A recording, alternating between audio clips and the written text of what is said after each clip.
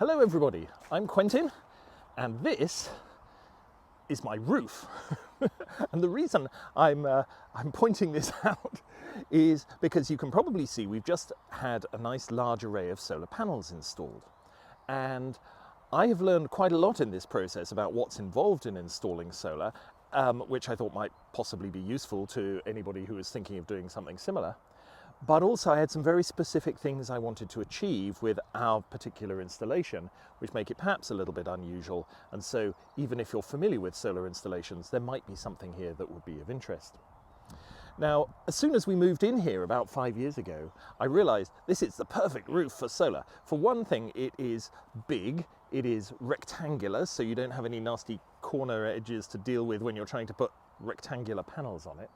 It's even facing almost due south, and so it's just perfect. But I had a problem, and my problem was that, frankly, I think a lot of solar installations are just ugly, and that doesn't mean you shouldn't do them, but we were quite keen to try and preserve such aesthetics as the house has already, not just for ourselves, but because we're fortunate enough to live on the edge of this very nice nature reserve here, and there are actually covenants restricting what we can do to the outside appearance of the house. So I had to try and essentially make as few changes as possible to how it looked. And so I spent quite a long time trying to find a system which I thought would not spoil too much such aesthetics as the house has when we installed it, and I'm very pleased with these results. Now, you'll notice that I've picked a very cloudy day to tell you about the merits of sunshine, and it's even raining very slightly occasionally. So let's go inside and I'll tell you more about what we've done and why we did it. The panels that we ended up using are made by a company called Viridian, which is local to us here in Cambridge. They are in-roof panels, meaning they don't sit on a frame on top of the roof, but they're actually embedded in it, replacing the slates that were there before. This makes for a more expensive installation, but it does have some advantages. One is that I think it looks nicer, but the second is that you don't get birds nesting underneath it, you don't get the wind trying to blow them off to nearly the same degree that you do with on-roof panels. Right, so here we are up in the attic, and in a minute I'm going to show you the kit that's installed down at the end there. The solar panels are all down this side of the roof here, 24 of them in all, and they're arranged in a way that we basically have 2 pairs of 6 each feeding into the inverter. Now, why put it in the attic? That's a very good question. We are fortunate we have a garage. That's where most normal people would probably install it, or occasionally you could put your solar kit on the wall outside. But we knew we were going to have quite a lot of stuff, and this house has a problem, which is that the garage is not even attached to the house, and it's over there. And the main incoming supply for the power is over there. And so if we had put all of this kit, the batteries, inverter and everything, into the garage, we would have had to actually dig quite a lot of trenches in the back garden to run power to and from the garage from where it comes into the house. We didn't want to do that. There wasn't a lot of other space actually in the house where we could put it. So up here turned out to be quite a good arrangement, because the power just needs to come up the outside wall over there, and it's actually a fairly short distance for these high power cables. Now, putting the kit up here in the loft has pluses and minuses, which you might want to consider if you're doing something similar. One is access. Now, a lot of inverters you don't really do anything to. Ours is a more complex system, and there are quite a lot of controls on its front panel. So to access those, we need to get the ladder out and come up here. However, the good thing is that most of what we need to do in terms of interacting with the inverter, we can do remotely, either using the manufacturer's app or using other systems which are tied into it, which I'll probably talk about in another video. So we don't have to come up here very often. The other thing to think about is temperature. So we're in England, there are not great extremes of temperature in either direction. If you put things up here though, under a dark coloured roof, when we do get extreme sunshine, it could get quite warm here, and the inverter generates heat itself, and so there is the possibility We haven't been through a summer yet, but there is the possibility that we might have some issues with the inverter getting too hot. Now, fortunately, all of that can be monitored remotely, so we can keep an eye on that, and we might put in a ventilation fan, a temperature-controlled ventilation fan, if we find that actually heat up here is a problem. The batteries themselves we thought might be an issue, but they actually can operate fully at more extremes of temperature, at least getting hot, than the inverter can. So I don't think in England they're going to be a problem. I think they start to reduce their output once they get above 50 Celsius or something like that. And it does get warm up here, but I don't think it gets that warm. Batteries, however, do have an issue when it gets very cold, potentially. So once you get noticeably below freezing, then they often can't be charged. And that could be an issue, I thought, maybe out in the garage on occasion. Up here, actually, even though we have lots of lovely insulation around, it's going to be a little bit warmer than out in the garage. So that's probably a benefit of putting them up here in the loft. The other nice benefit, of course, is that they are completely out of the way and don't take up any space that we might need anywhere else. Oh, just to say on the temperature thing, by the way, the batteries and the inverter do generate some heat themselves, so they are likely to be above the ambient outside temperature anyway, so that even if it's dropped well below freezing outside, they're probably going to be okay up here. Right, let's go and have a look at what's involved in a solar installation.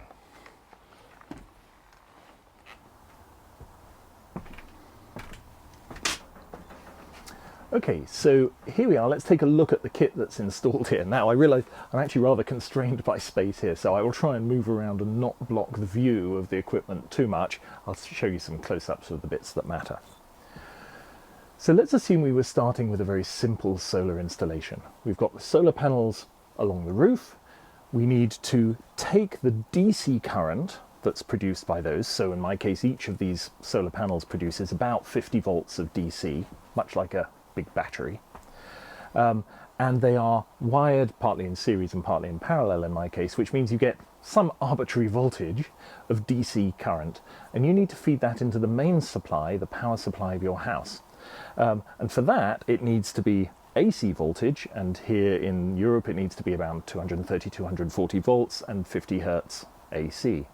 And so to do that, you have an inverter. It takes the current and inverts it to and fro to turn DC into AC at the right voltage, at the right frequency, and also, of course, synchronized with the frequency of the mains in your house. So that's the job of the inverter. So we have DC supply coming in here from the panels. They go into the inverter.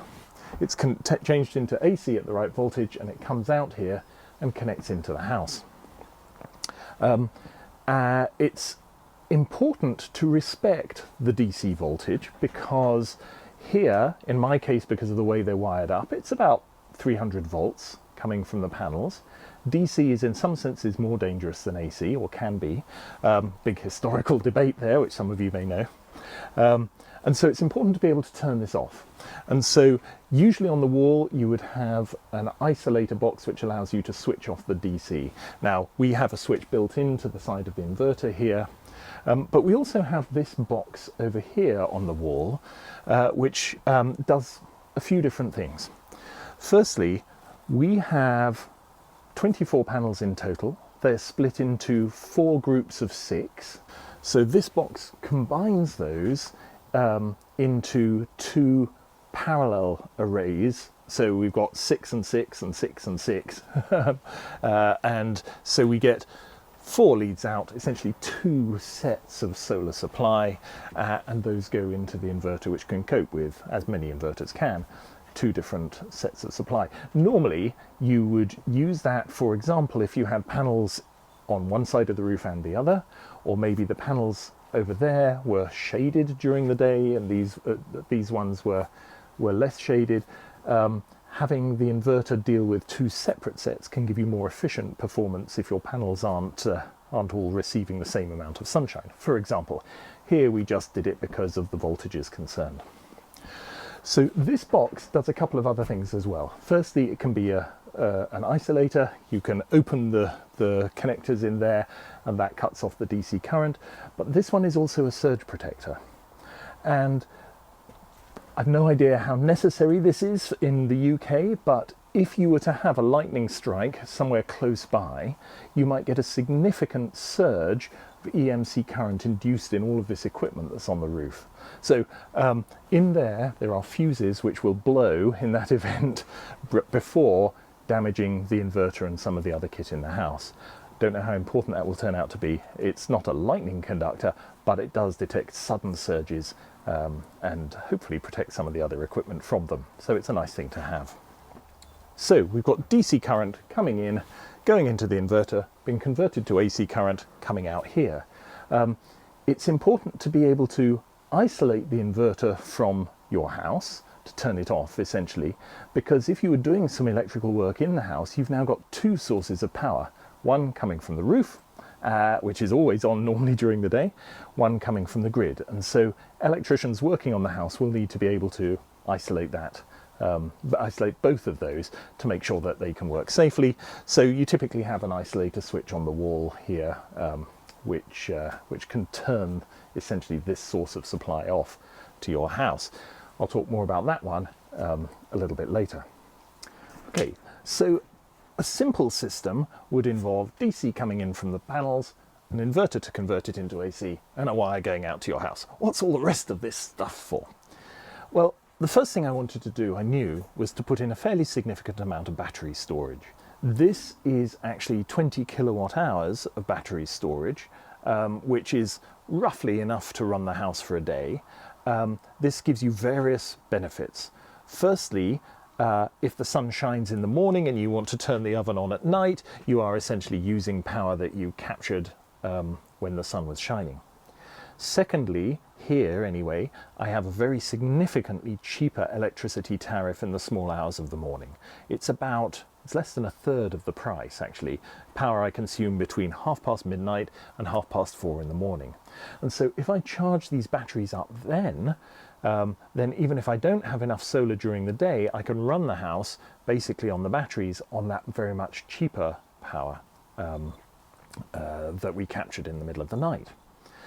And then the last thing is, I was very keen to have a system which could still run the house if there was a grid power outage. Now, we don't get a lot of those here, but we do get more than we had when we lived in the centre of Cambridge. Maybe a couple a year, something like that. They're usually short, they're not a major inconvenience, but I thought it would be so annoying to have all of this wonderful power, all of these batteries stored here, and not actually be able to turn the light on or boil a kettle during a power outage if we had one. And so I wanted a lot of batteries for that, but that also affected my choice of inverter, because there are only a limited number of inverters that are registered here in the UK to be allowed to switch over and operate automatically when the grid goes away. And that's for various reasons. One of them is that if there's a power cut and the electrical company's workers are working on the power supply, they don't want someone like me sticking several kilowatts onto it and electrocuting them when they think that the power supply is dead. So you have to have a system which, as soon as the grid power goes away, it isolates itself from the grid.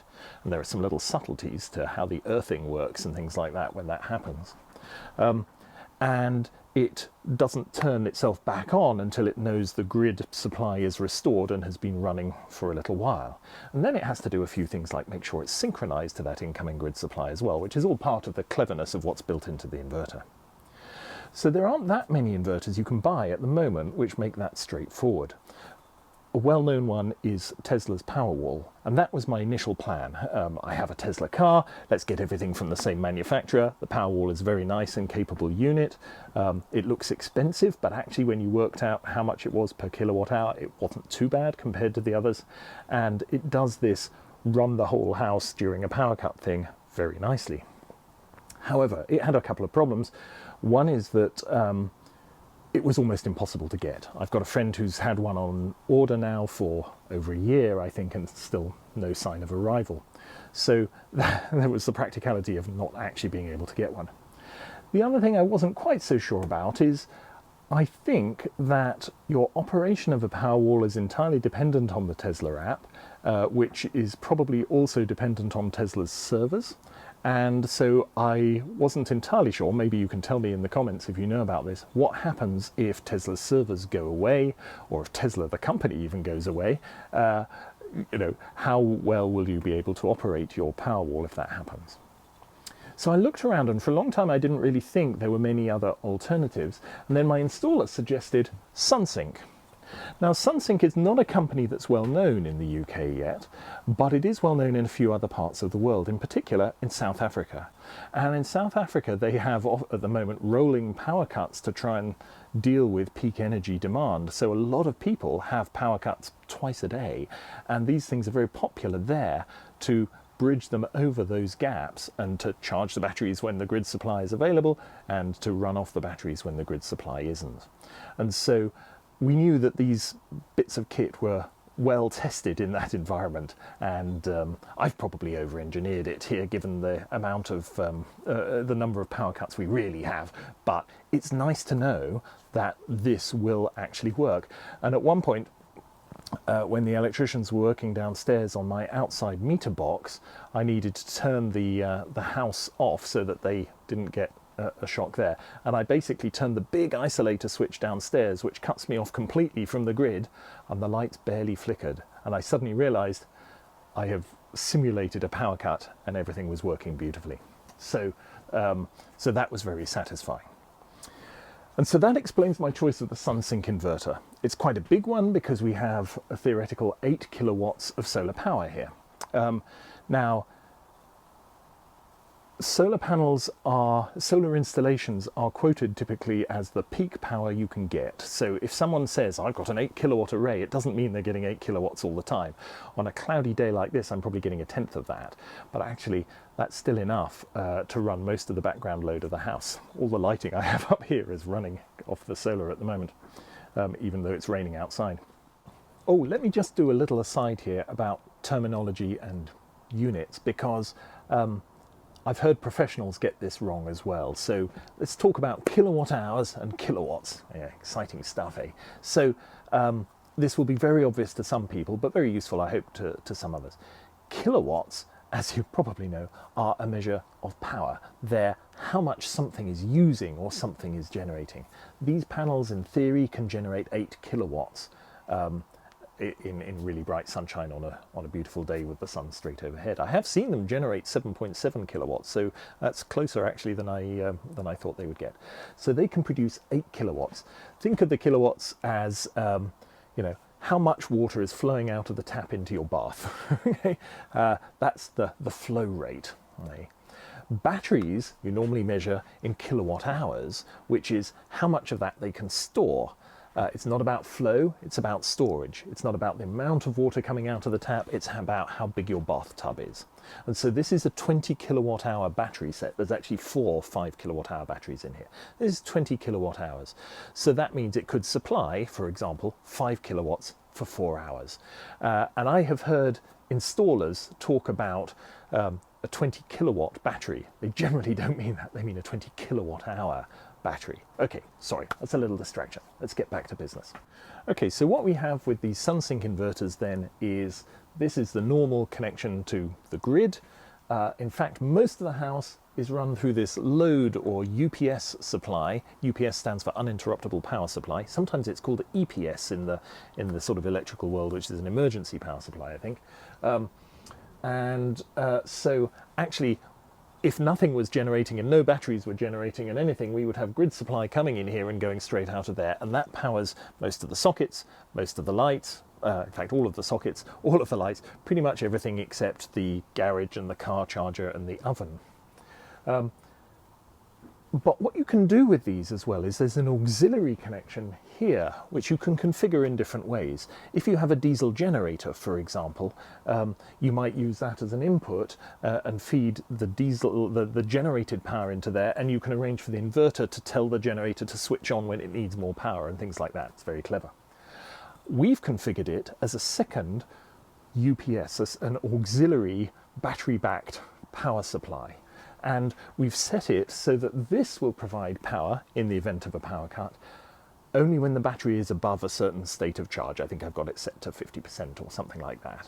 And so there are a few circuits like the washing machine, the tumble dryer, and the immersion heater, which are connected to that supply. So if we should have a power cut, some things like the oven and the car charger will go off immediately. Some things like the immersion heater, the washing machine, the tumble dryer will go off when the battery gets down to a certain level. Everything else will keep running until the battery is down to whatever minimal level I've set it to, so 5 or 10% at the moment. As I say, long power outages here are pretty rare, so I've perhaps over-engineered this, but it's nice to know you can survive it if you do. Okay, let's talk a bit about the batteries. Now, if you have a small and simple installation, your battery might be nice, one slim unit fixed to the wall next to your inverter, nothing as massive as this. You can get all-in-one units which incorporate the inverter and the batteries. So My Energy have just started making quite a neat system which looks like that. The advantage of this, even though it's not quite as pretty, is that you actually have a lot of flexibility to expand, extend it, change it, and so on in the future. So what I have here is 4 5 kilowatt hour batteries. These are heavy. These weigh, I think, about 50 kilos each, to give you an idea. The guys loved it when they had to carry them up through the loft hatch. And these are the big cables which basically connect them all in parallel and feed them out to the inverter here. Serious amounts of current flow through those because essentially you're powering the house on 50 volts when that's running. These thinner ones are data cables. These are the battery management system, which allows the inverter to ask the batteries about what their voltage is and allows you to monitor a whole load of stuff remotely if you want to find out, for example, what the temperature is of the batteries. So the advantage of a system like this is that you can add and remove. If I wanted to add or take away from this, it would be fairly easy to do, or if I needed to replace one, you could do that too. The batteries are connected through big connection blocks there and into this isolator here. These are big DC isolators. If you pull this down, it disconnects all of that power from the house as well and from the inverter. Again, something that's important to do if you're working on the inside of the inverter. You do end up in systems like this with quite a lot of switches on the wall, but this is actually really useful. It's very handy if you just want to be able to turn off some bit of the system to have an easy switch to do it with and be confident that the power has been switched off. So that's the basis of our system. I'll show you a couple of other bits over here. One thing that occurred to me fairly early on, and I asked the installers to put in, was something that would let me basically bypass the entire inverter. Because, as we showed you, the power comes into the inverter, the power for the whole house comes into the inverter, and then various bits of it are switched on and off depending on battery levels and things like that before it comes out again. And I thought, suppose something went wrong with the inverter, you know, how long would we have to wait for a replacement without having any power and so on. And so what we have here are 3 big switches which control for each of those the main supply, the UPS load supply, and that auxiliary supply I was talking about. For each of those, I can basically say bypass the inverter and just connect them directly to the grid supply. So if I just switch all of those over, then you could turn off, disconnect the inverter, take it away, replace it, come back and carry on with the house still running off the grid as normal. So that might be something you want to consider if you're doing a similar installation. Okay, so hopefully that's given you an idea of the kit we've chosen and how it's all wired together. How do we actually use it? Because we've got, on a really good day, 8 kilowatts of solar power coming in here. In general, we don't use anything like 8 kilowatts in the house. So how do we use the power that's generated by this? Well, we have it configured so that any solar power, first of all, provides for the load that the house is using. So we run the house on the solar first. Anything more than that, and there usually is more than that on a sunny day, then charges up these batteries. But once that battery gets to 100%, what do you do with it then? Well, you can just sell it back to the grid, but at the moment, on most electricity tariffs here, you get peanuts for doing that. You really do. It's sort of 5p per kilowatt hour when you're paying maybe 40p per kilowatt hour for what you import. So it's wherever possible, you want to use the power yourself rather than sending it back out to the grid. So what we've set up here is a system where first the solar runs the house, then it charges the batteries, then if there's excess solar being exported, the car charger will switch on and it will charge up the car. And I'm going to do another video a bit more about how we do that later. So, hey, I can say this. Please like and subscribe if you want to know more about that.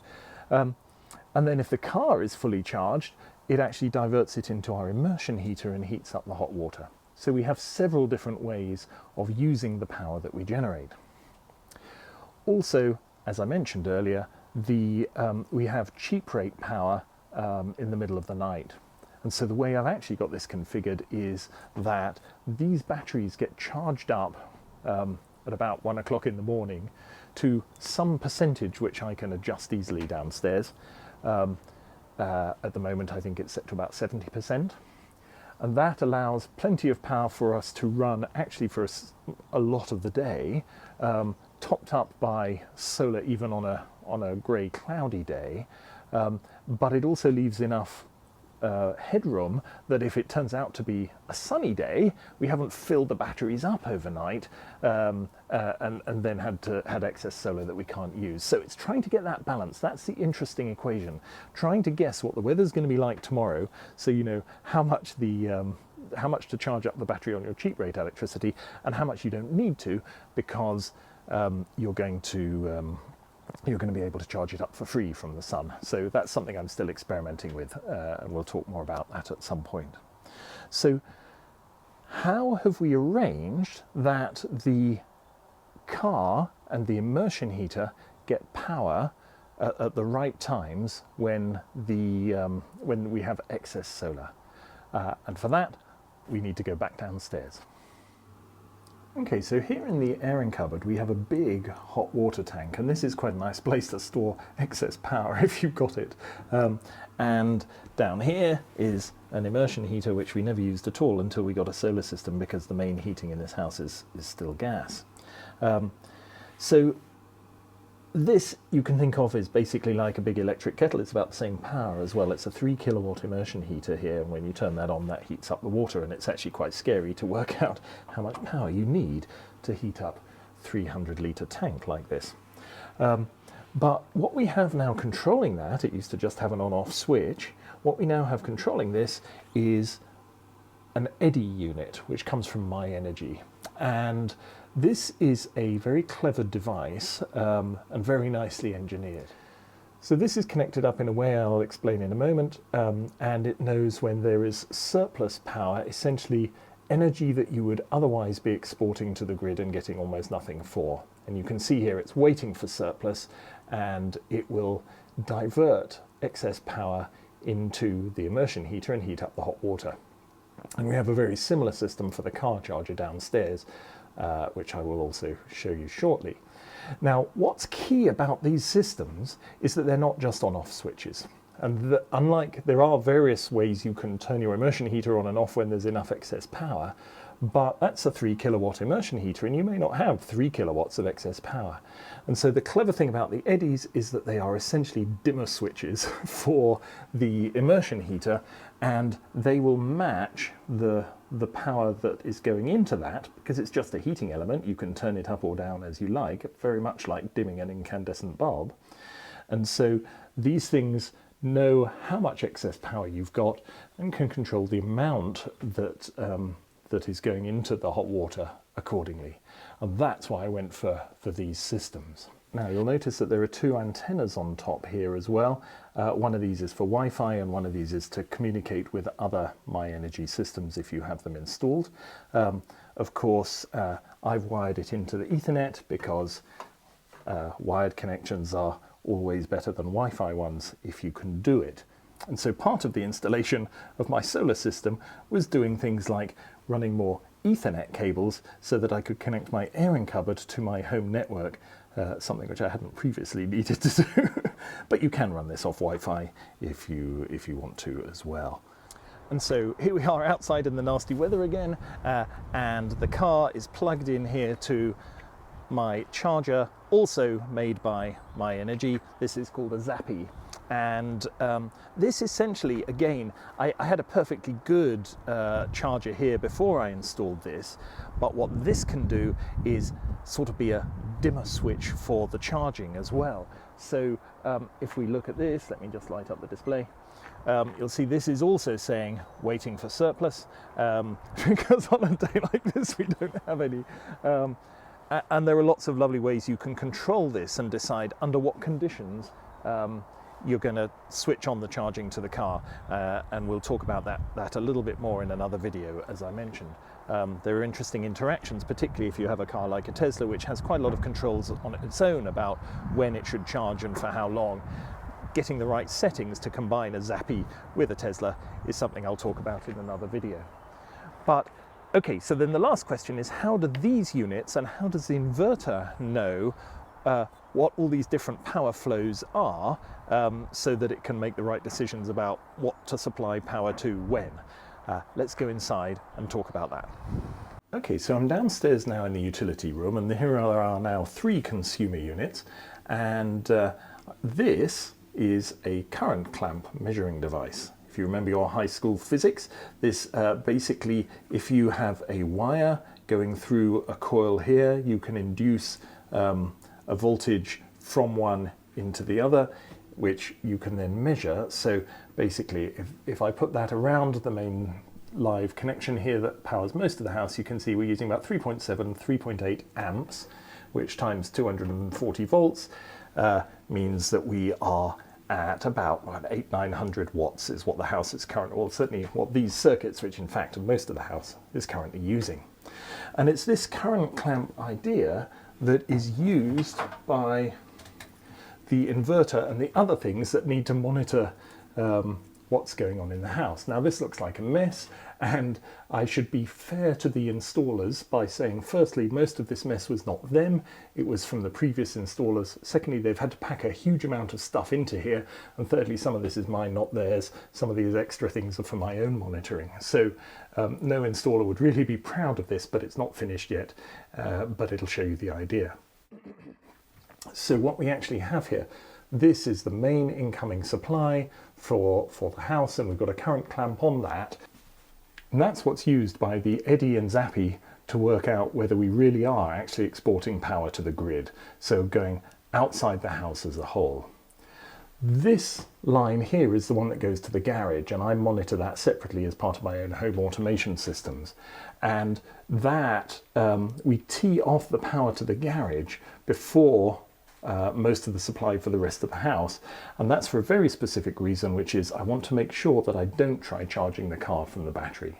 And one easy way to do that is to, from the house battery that is, one easy way to do that is to essentially make it a completely separate supply outside what the inverter knows about. So the inverter will never, unless you program it to, will never supply battery power back to the grid. And so because it only knows about stuff that's on the house side of the garage connection, as it were, it won't send battery power to the garage and to the car charger because it thinks it's actually exporting to the grid.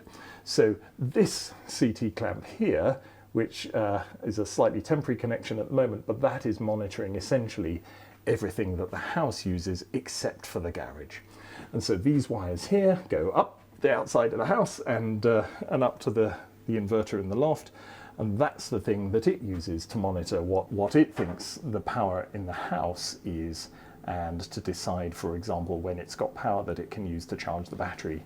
So in general, most people of course don't need to know about all of this stuff. This is something that's handled by your installer. It's just something I happen to be interested in, and I have some of my own monitoring in here as well. I'll talk a little bit more at some point in future about how all of this connects into my home automation system.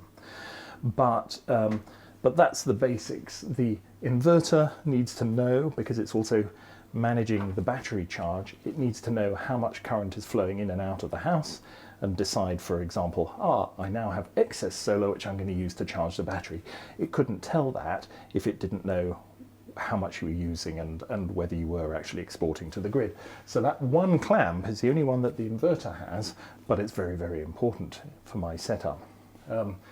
The other one here, the other key one, is the one that the Zappi and the Eddi know about, which is how much we're actually exporting to the outside world, because they use that to make a decision about when to switch on and how much to switch on. Now the cunning thing is that that is connected to the Eddi up here, and the Eddi and the Zappi can talk to each other, which is very useful because I don't need to run a CT clamp, a current transformer clamp lead all the way over to the garage to tell the Zappi what's going on. And you can also program them, because they know about each other, you can program them to have a particular priority. So in my case, I've got it set up so that the car charges first, and when the car is full, or at whatever preset limit I've chosen, the Zappi will switch off and the Eddi will switch on again if we've still got excess solar power. So I hope some of that has been useful and interesting. You may be thinking about putting solar in yourself. You don't need to do a system as complex as this, but this gives you some of the ideas of things you can think about as you're planning your installation. You may have a simple installation that you're thinking of expanding with perhaps batteries. What are the sort of things you might want to take into account while you're thinking of doing that? And I'll do some more videos in future about things like how I configure the charging of the car in the middle of the night to work, as well as charging it when there's excess solar, and how I balance all of these things out. And maybe I'll do something about how it ties into my Home Assistant based home automation system, so that I can control stuff from the little panel that's over there sitting on top of the microwave, rather than having to go up in the roof all the time. So I hope that's been useful to some of you. Thank you very much for watching for all of this time, and we'll see you soon. Now I'm going to put this back together, and then all we need is some sunshine.